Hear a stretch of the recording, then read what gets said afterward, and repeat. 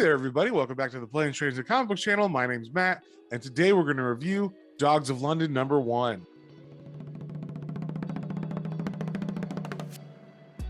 But before we get into that, if you guys wouldn't mind sharing, subscribing, commenting, it really helps me out and lets me know what you guys want to see more of. So, with that being said, let's get straight into it. All right, we got the cover here for Dogs of London #1.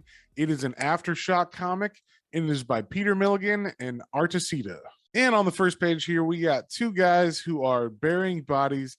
There is a narrator who's narrating everything and saying basically, how deep is deep enough? You know, if you're burying bodies, you got to make sure they don't come up in the first sign of rain. Then we cut to an earlier date where we're dropped kind of right in the middle of a fight that's going on between two different gangs. We find out it's 1966, and there's the gang, the Quins, who are being attacked by the rival gang known as the Dogs. And the narration here is by one of the dogs. His name is Frank Babs, and he's our main character. We're going to follow him as he narrates this whole story. So then we go back in time again. Frank introduces us to the year 1966 and says what was going on in London at the time. And this has to be before the fight scene we just saw at the bar, because this is what sparks that fight. They find a member of the Dogs named Billy Graves, and he is dead, and his testicles have been cut off.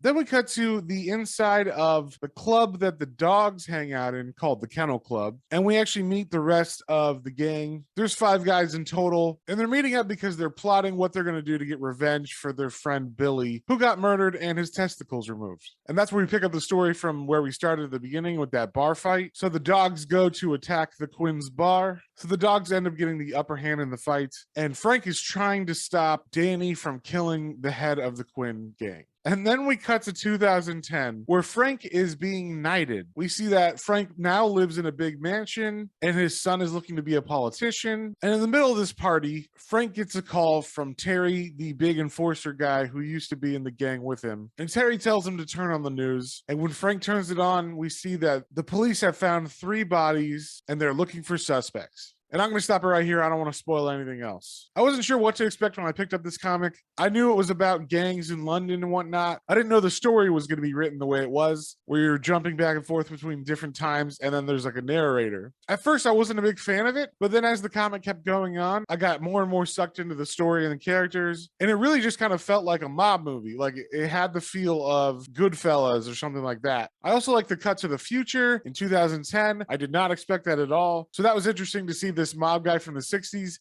where he's at in 40 years. I thought the art was solid. There wasn't anything that was like amazing, but it was good. I'd say the hardest part for the art is that because there's a lot of characters that Milligan introduces in this story, it's hard to make the mob guys who all wear suits and are white look distinct from each other so that you know exactly who you're looking at. But I think he did a pretty good job. He limited most of the scenes to a small number of people so you knew who was who. So overall, I really liked it. I thought it was a solid story and a good first issue to this series. So I'm going to give this a 3.5 out of 5. And if you saw anything you like, definitely go pick that up at your local comic book store, and we will see you all in the next one.